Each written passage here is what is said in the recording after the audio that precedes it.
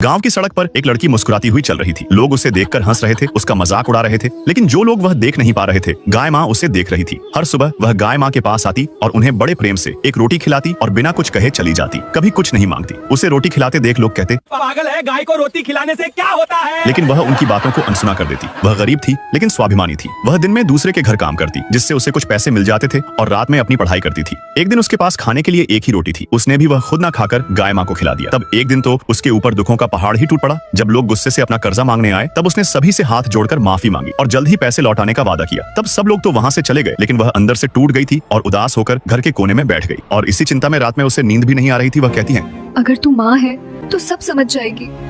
गाय माँ दूर से ही सब सुन रही थी। अगले दिन वह एक कंपनी में नौकरी के लिए इंटरव्यू देने गई, जहां उसका मेहनत का फल उसे मिल गया था। उसका सिलेक्शन हो गया और वह बहुत खुश हुई। अब उसे जीने की एक उम्मीद मिल गई थी। वह समझ गई थी। वह अपने गांव पहुंचकर गाय माँ को रोते हुए गले लगाकर धन्यवाद करती है। जो कल तक हंस रहे थे, वो आज अपने किए पर शर्मिंदा थे।